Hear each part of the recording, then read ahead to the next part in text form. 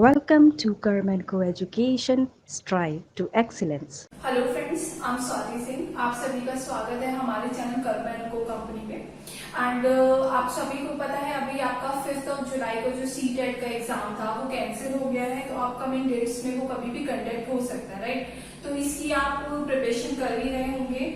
बीच में वीडियोस आना थोड़ा कम हो गया था, बट हमारी एक और मैम है स्वाति आनंद मैम, वो आपके लिए और सीटेट्स की वीडियो बना रही थी। तो अब मैं कंटिन्यूस आपके लिए साइकोलॉजी और पेडागोजी से रिलेटेड वीडियोस बनाती रहूंगी।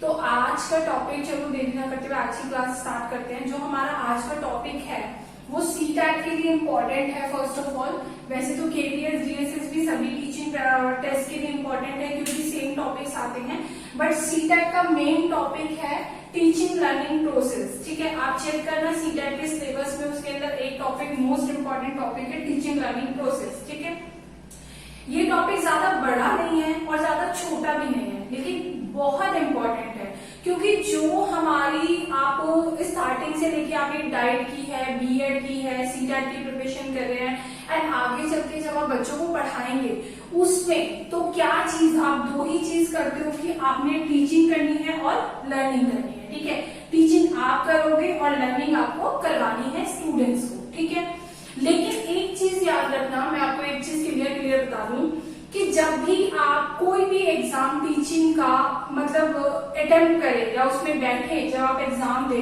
तो आप अपने आप को being a teacher, as a teacher मत रखिए कि आप वहां पे एक टीचर की तरह आप वहां पे क्वेश्चंस को टैकल कर रहे हैं। बिल्कुल नहीं, आप स्टूडेंट बन जाइए, वहां पे एक छोटा बच्चा बन जाइए और फिर सोचिए कि अगर मैं बच्चा होता या अगर मैं स्टूडेंट होता तो उस टाइम पे मेरे लिए ये चीजें इंपॉर्टेंट होनी चाहिए थी, या ऐसा प्रोसेस होना चाहिए था, मुझे टाइम टू टाइम मोटिवेशन मिलना चाहिए था, ये चीजें होनी चाहिए थी। अगर आप ये समझ के क्वेश्चंस को टैकल करेंगे ना, तो आई एम डैम श्योर कि आपके 100% जो आंसर्स होंगे वो करेक्ट होंगे।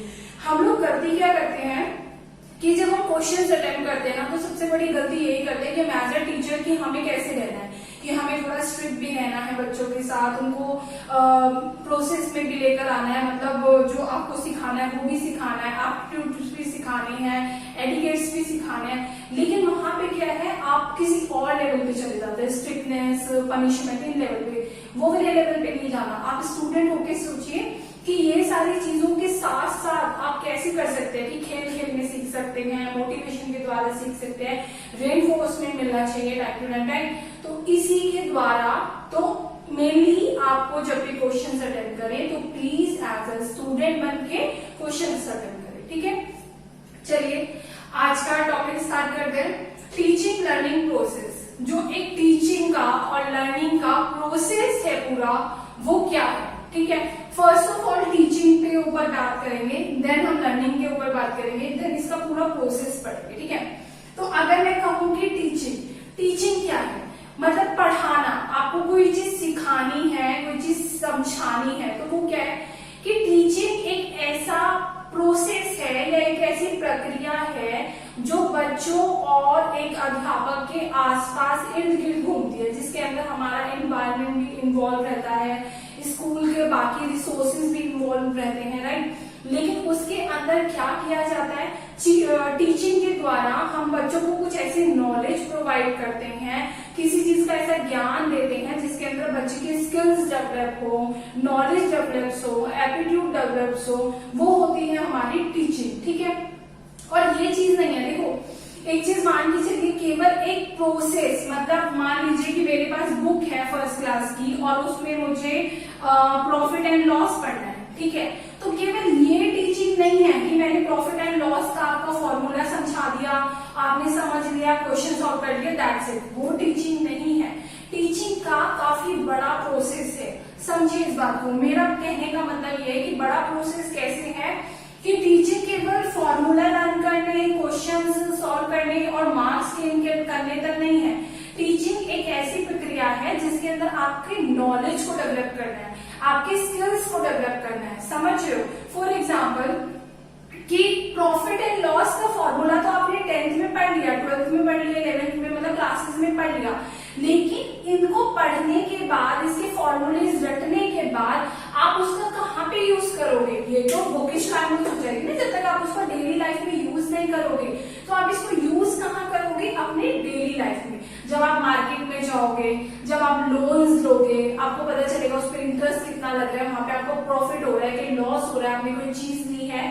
और सेकेंड हैंड हो गई है, आप उसको निकालना चाहते हो कि चलो सेल आउट कर देते हैं, नई चीज ले रहे हैं, तो आप उसको कितने कम लॉस में बेचोगे, कितने प्रॉफिट में बेच रहे हो, ये चीज का यूज तब होगा आपका कि जब आप उसको डेली लाइफ में यूज करोगे।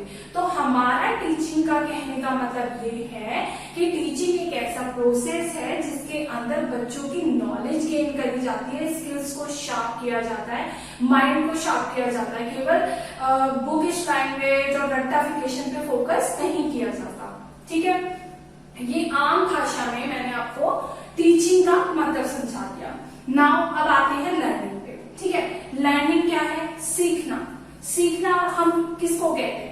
सीखना भी सेम ऐसा ही है कि मैंने आपको प्रॉफिट एंड लॉस के क्वेश्चन समझाए, फॉर्मूले समझाए और आपने वो समझ लिए, अंडरस्टैंड कर लिए, देन क्वेश्चन सॉल्व कर दिए। सीखना केवल इतना नहीं है, सीखना भी यही है कि वो भी एक ब्रॉड प्रोसेस है जब आप उसको अपनी डेली लाइफ में क्या है अप्लाई करोगे। ठीक है, तो सीखना यानी कि लर्निंग भी एक ऐसी चीज है जब कोई बच्चा अपने बिहेवियर में चेंज करता है। इंपॉर्टेंट है ये, मैं बार बार बोल रही हूँ, जब बच्चा या कोई भी व्यक्ति अपने बिहेवियर में चेंज करता है उसको हम सीखना कहते हैं। सीटेट में, केवीएस में और लास्ट ईयर जो अभी डीएसएसबी का एग्जाम हुआ था उसके अंदर भी ये क्वेश्चन आया था डायरेक्ट कि लर्निंग क्या है, व्हाट इज द लर्निंग, सीखना क्या है। तो उसके अंदर नीचे ऑप्शन दिए गए थे जिसमें एक ऑप्शन था कि बिहेवियर में बदलाव, यानी कि आपके व्यवहार में बदलाव। तो लर्निंग होती है हमारी जो आपके बिहेवियर में बदलाव करेगी। बिहेवियर में बदलाव कैसे होगा? मान लो यही वाला एग्जांपल कि आपने प्रॉफिट एंड लॉस पढ़ा स्कूल में, समझा, फॉर्मूलेज रटे और क्वेश्चन सॉल्व किए, लेकिन जब आप उसको डेली लाइफ में अप्लाई करोगे और आप मान लीजिए कहीं से किसी चीज के लिए अपना बिजनेस सेटअप करने के लिए लोन ले रहे हैं। ठीक है, लोन में जब आप पूरा हिसाब किताब रखोगे कि क्या आपका प्रॉफिट है, क्या आपका लॉस है, कहाँ पे आपको कोई चीज मैनेज करनी है, कहाँ पे नहीं करनी, तो वो है आपका बिहेवियरल चेंज। ठीक है, व्यवहार में बदलाव। या फिर मान लीजिए कि घर में आपकी मम्मी आपको कोई शिक्षा दे रही है, कुछ एडुकेट सिखा रहे हैं कि बच्चों ये नहीं करना, ये गलत बात है, चोरी नहीं करनी गलत बात है।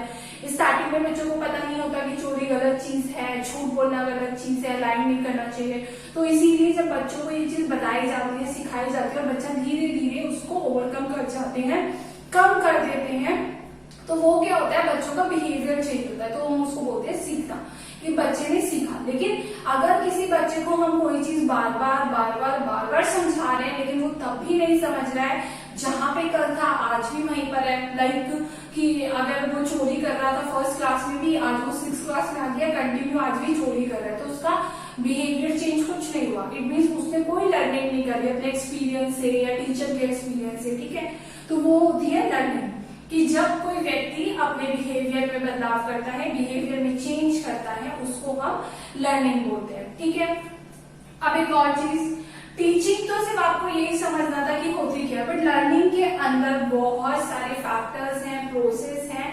तो फैक्टर्स की बात करते हैं। ठीक है, लर्निंग के फैक्टर्स क्या है? लर्निंग के फैक्टर्स जैसे लर्निंग को क्या क्या चीज इफेक्ट करती है और लर्निंग बच्चा किस वे में कर सकता है। देखो, अगर आप बच्चे को टाइम टू टाइम मोटिवेट करते रहो, मोटिवेशन देते रहो कि वेरी गुड, मान लो मैंने बच्चों को बोला कि आपको कल 12 की टेबल रन करके लानी है। ठीक है, जो बच्चा रन करके लाएगा मैं उसको सबके लिए उस बच्चे के लिए क्लैपिंग करवाऊंगी या एक चॉकलेट दूंगी। तो वो क्या हुआ, बच्चे के लिए मोटिवेशन हुआ।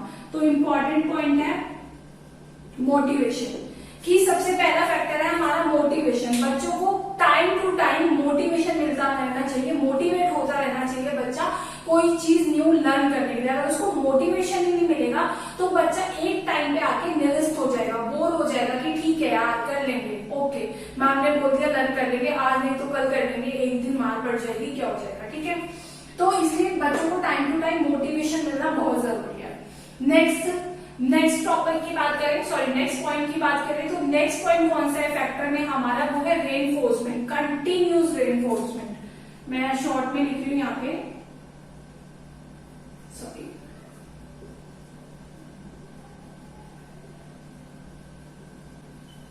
Continuous reinforcement. रेनफोर्समेंट क्या होता है? पुनर्वलन। अगर आप लोग ने बीएड और डाइट में पढ़ा होगा कि रेनफोर्समेंट रेनफोर्समेंट को हिंदी में क्या कहते हैं, पुनर्गलन। यानी कि पुनर्गलन वो होता है कि बच्चों को कंटिन्यूस रेनफोर्समेंट मिल जाता है, जैसे शाबाशी देना, और वो क्या है, कंटिन्यूस होना चाहिए। बच्चों का प्रैक्टिस आपको बार बार जांच लेनी चाहिए। मान लो कि मैंने 12 का टेबल रन करने के लिए कहा, तो बच्चों को मुझे लिखवा के भी देखना चाहिए टाइम टू टाइम। मैंने आज बोल दिया, मैंने बोला सब बच्चों को कि कल मैं 12 की टेबल सुनूंगी, तो बच्चे सब प्रिपेयर है मेंटली कि कल मैम सुनेंगी तो कल याद कर रहे हैं, ठीक है। कुछ बच्चे उसमें ऐसे भी हो सकते हैं जो रट्टाफिकेशन करके ले आए कि कल ही तो मैम सुनेगी तो रट लो बस। और कुछ बच्चे ऐसे हो सकते हैं कि यार 50 स्टूडेंट्स की क्लास है, मेरा तो नंबर ही नहीं आएगा, सबसे लास्ट में बैठूंगा, क्या पता नंबर ही नहीं आए, सब छोड़ो, मैं लर्निंग ही करके लेके जाता, पता नहीं मैम दोबारा कब सुने, ठीक है। कुछ बच्चे ऐसे भी होंगे, तो उन बच्चों के लिए क्या करना है, आपको कंटिन्यूस रेनफोर्समेंट करना है। जरूरी नहीं कि आपने कल बोला तो आप केवल कल ही सुनो, वीक में मतलब कल के बाद 2 दिन छोड़ के फिर सुन लो, जिससे नहीं सुना बाद में सुन लो। क्लास के बीच में थोड़ा चेंज करने के लिए, आप कोई टॉपिक पढ़ा रहे हो उससे बच्चे बोर हो गए, थोड़ा चेंज करने के लिए किसी को उठा के 12 की टेबल सुन लो। तो ये क्या होता है, कंटिन्यूस रेनफोर्समेंट, यानी कि टाइम टू टाइम पे पता चलता रहना चाहिए कि बच्चे को आज भी वो चीज लर्न है या नहीं, या फिर सिर्फ एक टाइम तक लर्न थी और वो भूल गया, ठीक है। तो कंटिन्यूस रेनफोर्समेंट भी हमारी लर्निंग को इफेक्ट करता है। अगर आप ये सारी चीजें मोटिवेशन, कंटिन्यूस रेनफोर्समेंट नहीं देंगे बच्चों को, तो उसकी जो लर्निंग है ना वो एक टाइम के लिए होगी, मतलब सिर्फ एग्जाम क्रैक करने तक ही। उसके बाद वो कब उसको याद है, भूल गया, आपको पता भी नहीं चलेगा, ठीक है। तो ये थे फैक्टर्स। ओके, फैक्टर्स के बाद आता है कि जो मतलब लर्निंग है उसका प्रोसेस, लाइक वो लर्निंग कैसी होनी चाहिए। तो लर्निंग आपकी कंडीशनिंग होनी चाहिए, मतलब जो लर्निंग का प्रोसेस है उसमें कुछ कंडीशंस होनी चाहिए। आपने क्लासिकल कंडीशन और पैवलॉन की और स्कीनर की ये सारी थ्योरीज पढ़ी होंगी, राइट। तो उसके अंदर क्या था, कंडीशंस थी, वहां पे सीखने के लिए कुछ ना कुछ कंडीशन डाली गई थी। ये बहुत जरूरी है कि लर्निंग का प्रोसेस ऐसा होना चाहिए जहां पर एक बाउंड हो, जहां पे एक कंडीशन हो। अगर कंडीशन नहीं होगी तो क्या होगा, बच्चे वो लर्निंग इफेक्टिवली नहीं पढ़ेंगे या नहीं करेंगे। अब वो कंडीशन कैसी होनी चाहिए वो समझा देती हूँ। देखो, कंडीशन ऐसी होनी चाहिए लर्निंग में, लाइक पैवलॉन की और जो स्कीनर वगैरह की जो थ्योरीज थी उसके अंदर क्या थी, थॉर्नडाइक की क्या थी कि बेल रिंग कर रही है तो बेबी को खाना पता चल रहा है, ठीक है, और कि वो भूखी है, हंगर है, बेल रिंग करेगी उसको पता चल जाएगा कि अब मुझे खाना मिलने वाला है। डॉग का सलाइवा रिलीज होता था, पैरों के कदमों से उसको पता चल जाता था कि मेरे लिए खाना आ रहा है। तो वहां उन सब चीजों में कंडीशन रखी गई थी, बाउंड किया गया था उनको कि रिंग होगी, बेल, ये सब उसी के बाद खाना मिलेगा। अब अगर नॉर्मल बच्चे की बात करें तो एक क्लास, मतलब एक स्टूडेंट को, क्लास के स्टूडेंट को कैसी लर्निंग्स में कंडीशनिंग की जा सकती है, ठीक है।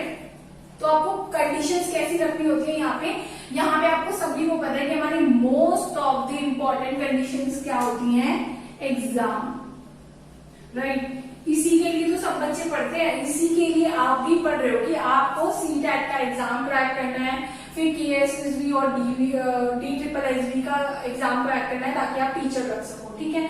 तो इसीलिए स्कूल में भी बच्चों के लिए जो इम्पोर्टेंट कंडीशन होती है वो होती है एग्जाम क्रैक करना, अच्छे मार्क्स लाना, ताकि आगे वो अपनी फेवरेट स्ट्रीम ले सके, अपने गोल्स को अचीव कर सके, अपना एम अचीव कर सके। तो ये जो कंडीशन रखी गई है वहां पे, ये बहुत इंपॉर्टेंट है लर्निंग करने के लिए। बच्चा किससे सीखता है, मैथ्स के लिए टफ फॉर्मूलेज लर्न करता है और पढ़ाई करता है सारी। एक बच्चा और 8 सब्जेक्ट, और उसमें भी 4 5 बुक्स और 25 एक बुक्स में चैप्टर, तो कोई पागल ही होगा जो इतना पढ़ेगा, राइट। तो क्यों पढ़ता है, क्योंकि उसको एग्जाम क्रैक करना होता है, ठीक है। तो ये क्या है वहां पे स्टूडेंट के लिए कंडीशन है। तो हमेशा याद रखना जो इसका प्रोसेस है लर्निंग का, टीचिंग का, वो हमेशा एक कंडीशन पे डिपेंड करना चाहिए, ताकि ये दोनों चीजें, लर्निंग और टीचिंग, ये दोनों चीजें क्या है आपस में बंधी रहे। अगर कंडीशन ही नहीं होगी ना तो टीचिंग और जो लर्निंग का प्रोसेस है वो आपस में बंधा हुआ ही नहीं होगा, वो टूट जाएगा। क्योंकि जब कंडीशन ही नहीं है, एग्जाम ही नहीं है कोई, तो मैं क्यों पढ़ाऊं? और आप क्यों पढ़ोगे? कोई पागल ही होगा कि बैठ के अपना टाइम वेस्ट करेगा। किसी को बहुत ज्यादा पढ़ने का शौक है या कोई मतलब हैबिट है किसी को, तो वो नॉवेल्स पढ़ेगा, इंटरेस्टिंग बुक्स पढ़ेगा। तो ऐसी चीजें नहीं पढ़ते ना मोस्टली।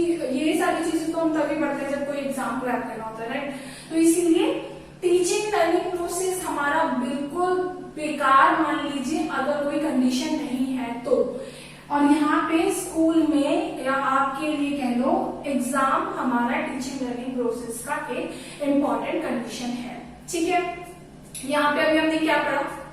टीचिंग पढ़ा था, लर्निंग पढ़ा क्या होता है, प्रोसेस समझ लिया किस पे डिपेंड करता है, फैक्टर्स पढ़ लिए, मोटिवेशन और रेनफोर्समेंट। ज्यादा नहीं समझाऊंगी वरना लिस्ट है लंबी चौड़ी फैक्टर्स की, तो 12-15 फैक्टर्स हैं, लेकिन अब वो इतने इंपॉर्टेंट नहीं है।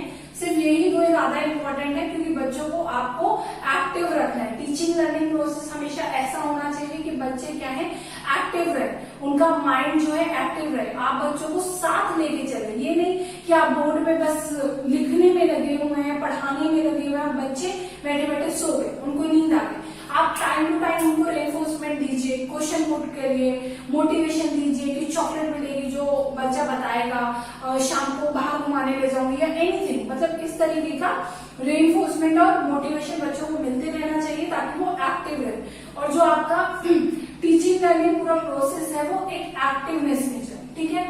आप भी एक्टिव रहे प्लस स्टूडेंट भी एक्टिव रहे। ओके, नाउ बात करते हैं ट्रांसफर ऑफ लर्निंग। देखो ये इंपॉर्टेंट है, ट्रांसफर ऑफ लर्निंग, इसको ध्यान से समझ लेना, ये इसी का पार्ट है।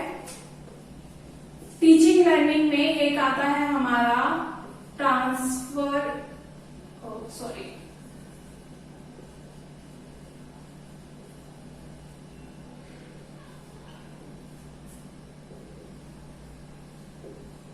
Transfer of learning. इसके अंदर 3 पॉइंट है हमारे, एक होता है पॉजिटिव, एक होता है नेगेटिव, एक होता है जीरो।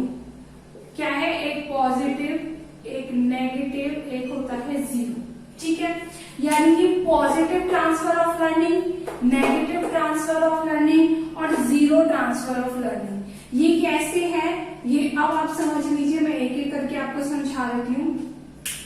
ट्रांसफर ऑफ लर्निंग क्या होता है? देखो आपको नाम से ही पता चल रहा होगा कि ट्रांसफर ऑफ लर्निंग मतलब किसी चीज का एक, मतलब लर्निंग का एक चीज से दूसरे में ट्रांसफर करना, ठीक है? अब मान लीजिए कि हाँ, छोटा सा एग्जांपल है। मान लीजिए कि आपने घरों में देखा होगा, मोस्टली लड़कियों को बोलते हैं कि जब शादी का टाइम आना होता है तो लड़कियों को बोलते हैं कि खाना बनाना सीख लो आगे काम आएगा, खाना बनाना सीख लो आगे काम आएगा। क्यों बोलते हैं? क्योंकि शादी से पहले अगर मॉम या मतलब घर का कोई भी बड़ा बेटी को खाना बनाना सिखाएगा और वो अभी उसको प्रैक्टिस करेगी, खाना बनाएगी दिन में 1 बार या फिर हफ्ते में 3 दिन ऐसे करेगी, तो आगे जब वो सेकंड फैमिली में जाएगी वहां पे उसको एडजस्ट करने में प्रॉब्लम नहीं होगी। वहां पे वो इजीली किसी विदाउट एनी हेल्प, किसी की भी हेल्प के बिना खुद खाना बना लेगी, ठीक है? लड़कों को भी बोलते हैं कि खाना बनाना आना चाहिए। क्यों? क्योंकि अगर वो बाहर पीजी में रह रहे हैं, कहीं बाहर ट्रांसफर है उनका, तो वो खुद बना के खा सके, क्योंकि हम रोज रोज बाहर का खाना नहीं खा सकते हैं ना, इसीलिए। तो वो क्या हुआ कि ट्रांसफर हो रहा है लर्निंग का। जो चीज हमने बहुत पहले सीखी है, फ्यूचर में कभी काम पड़ने पे जब वो चीज उसका अप्लाई किया जाता है, वो होता है ट्रांसफर ऑफ लर्निंग। समझ रहे हैं? 10th-12th क्लास में आपने प्रॉफिट एंड लॉस, फैक्टर्स और ये सारी चीजें बहुत पहले पढ़ी होती है, राइट? लेकिन जब आप सारी चीजें पास आउट कर जाते हैं अपना ग्रेजुएशन वगैरह और डेली में मतलब डेली लाइफ में अपने आप को सेटल करने लगते हैं, अपनी गृहस्थी बसाने लगते हैं, ये चीजें तब आपको काम आती है, ठीक है? तो अब आपको ये पता चल गया कि ट्रांसफर ऑफ लर्निंग क्या होता है। अब ध्यान देना पॉजिटिव, नेगेटिव और जीरो क्या होता है। पॉजिटिव मीन्स जब आपकी पुरानी कोई चीज सीखी हुई एज इट इज पॉजिटिवली पूरी की पूरी यूज में आ जाए फ्यूचर में, समझे? मान लो अगर मैंने इतनी चीज सीखी है, इतनी चीज पास्ट में इतनी चीज सीखी है और फ्यूचर में जब मैं उसको अप्लाई कर रहा हूं तब भी मैं इतनी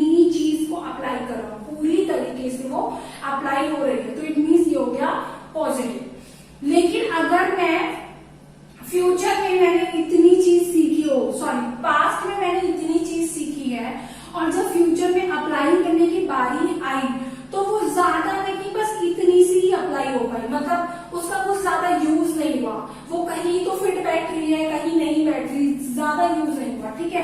तो वो हो गया नेगेटिव, ये हो गया पॉजिटिव। और जीरो क्या होगा कि पास्ट में मैंने इतनी चीज पढ़ी थी लेकिन जब फ्यूचर में उसको अप्लाई करने की बारी आई तो वो बिल्कुल भी अप्लाई नहीं हुई।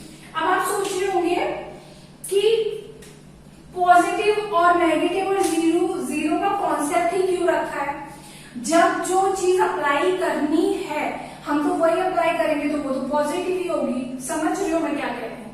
मेरे कहने का मतलब ये है कि पॉजिटिव, नेगेटिव और जीरो का कॉन्सेप्ट ही क्यों है टीचिंग लर्निंग प्रोसेस में, क्योंकि अगर मैं कोई पास्ट में कोई चीज सीख चुका हूं और मुझे फ्यूचर में उसकी जरूरत पड़ रही है तो मैं तो उसको पूरा ही अप्लाई करूंगा ना, तो वो तो ऑलवेज पॉजिटिव ही रहेगी।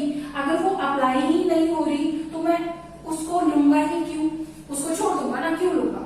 और वो बिल्कुल भी अप्लाई नहीं हो रही तब भी छोड़ दूंगा, उसको क्यों लूंगा। तो नेगेटिव और जीरो का तो कॉन्सेप्ट ही नहीं आता।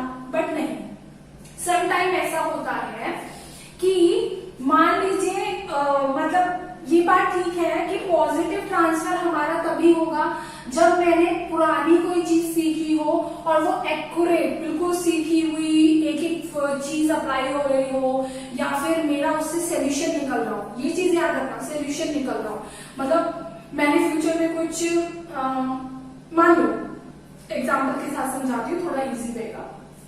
फॉर एग्जाम्पल कि स्कूल में या मैं अपने घर में ऐसे ही बच्चों के साथ खो खो खेलती थी, ठीक है। तो खो खो उस टाइम पे तो फन के लिए खेलते थे कि गली मोहल्ले के बच्चे इकट्ठे हुए और खो खो खेलना स्टार्ट कर दिया, आइस पाइस खेलना स्टार्ट कर दिया, या फिर हम बैडमिंटन रैकेट्स वगैरह खेल रहे हैं। लेकिन जब मैं स्कूल में गई तो मेरा गेम्स में इंटरेस्ट था, तो मैंने बैडमिंटन में पार्टिसिपेट कर लिया। वहां से मैंने नेशनल खेला, फिर इंटरनेशनल खेल रही हूँ या अपने सिटी के लिए खेल रही हूँ। तो वो क्या हुआ आपका, जो आप बचपन में चीजें करते थे क्या वो फन के लिए करते थे, लेकिन आपको उसमें पता तो था ना कैसे हाथ चलाना है, कैसे कोई चीज अप्लाई करनी है, वो सारी चीजें आपकी जब आपने प्रोफेशनली करी वो चीजें वहां पे पॉजिटिवली आ गई, ठीक है। तो ये हो गया पॉजिटिव ट्रांसफर, राइट। लेकिन अगर मान लो आपका बचपन में इंटरेस्ट था बैडमिंटन में, आप बैडमिंटन खेलते थे, आपको बहुत पसंद था बैडमिंटन, लेकिन जब फ्यूचर में आप बड़े हुए तो आपका धीरे धीरे आपने सोचा कि नहीं यार बैडमिंटन में कोई करियर नहीं है, छोड़ो। आजकल तो क्रिकेट का फेम बहुत है, क्रिकेट में लोग इतना इंटरेस्ट लेते हैं तो क्रिकेट में जाना चाहिए, खूब पैसा है, फेम है, काफी चीजें। तो वहां पे क्या आपकी पुरानी चीज अप्लाई हुई? बिल्कुल नहीं हुई ना। आपको शौक किसका था? बैडमिंटन का, बैडमिंटन में आपका इंटरेस्ट था, वो वाली स्किल्स थी आपके पास। लेकिन अब आप एज अ प्रोफेशनली उसके प्रॉफिट एंड लॉस देख के किस चीज को एज अ प्रोफेशनली चूज कर रहे हैं? क्रिकेट को। तो वहां पे आपकी पुरानी चीज का नई चीज में तो कोई यूज ही नहीं हुआ, तो वो क्या हुआ? Zero transfer. आपकी पुरानी लर्निंग का नई लर्निंग में कोई यूज नहीं हुआ, ठीक है। तो वो हो गया जीरो ट्रांसफर। नेगेटिव ट्रांसफर की बात करते हैं। नेगेटिव ट्रांसफर होता है कि मान लीजिए कि आपको बैडमिंटन बहुत पसंद है, राइट। तो बैडमिंटन की तरह ही एक गेम होता है ना, तो रैकेट बैडमिंटन हो गया, वो टेबल टेनिस टाइप, ठीक है। तो वो क्या है, थोड़ी थोड़ी सिमिलर है, सिमिलर गेम है ना। बैडमिंटन में वो चिड़ी होती है, वो आप उससे वो करते हैं, मारते हैं, शॉट्स देते हैं। लेकिन जो टेबल टेनिस होता है वहां पे आपको बॉल को शॉट करना होता है नीचे की तरफ, ठीक है। लेकिन थोड़ी सी क्या है, दोनों उसमें थोड़ी सी सिमिलरिटीज है। तो वो क्या हुआ आपका नेगेटिव ट्रांसफर, मतलब थोड़ा मिलता जुलता है, थोड़ी सी चीजें मैं ले सकता हूँ, थोड़ी सी नहीं ले सकता, ठीक है। तो वो हो गया आपका नेगेटिव ट्रांसफर। अब आया समझ में? पॉजिटिव, नेगेटिव, जीरो ट्रांसफर आपको समझ आ गया होगा आई होप। फिर भी कोई कंफ्यूजन हो तो प्लीज वीडियो में कमेंट सेक्शन में कमेंट करके पूछ सकते हैं, मैं बता दूंगी आपको। नेक्स्ट वीडियो में पहले ये चीज क्लियर कर दूंगी अच्छे से एग्जाम्पल के साथ, ठीक है। तो ये समझ आ गया, ये हमारा था transfer of learning, positive, negative and zero. अब नेक्स्ट पे चलते हैं। अब पॉजिटिव नेगेटिव के बाद जब हमने ट्रांसफर ऑफ लर्निंग पढ़ लिया, ट्रांसफर ऑफ लर्निंग के बाद हमारा अब जो लास्ट पॉइंट बचा है वो यही बचा है, टीचिंग लर्निंग प्रोसेस क्या है। देखो ये ना थोड़ा जो टीचिंग लर्निंग का प्रोसेस है ये थोड़ा कॉम्प्लेक्स है। अब कॉम्प्लेक्स क्यों है? क्योंकि इसके अंदर आपको केवल आपका एक मोटिव नहीं है कि ये सारे मोटिव्स नहीं है। मोटिव्स क्या नहीं है? मार्क्स नहीं है, ग्रेड्स नहीं है, मेडल्स नहीं है, ये सारे आपको मोटिव नहीं रखने हैं, ठीक है। कॉम्प्लेक्स इसलिए है कि ये सारे नेगेटिव हैं और पॉजिटिव आपके ये है कि आपको इन वाले पॉइंट्स पे ध्यान देना है। अब ये वाले पॉइंट्स आपके कौन से आते हैं कि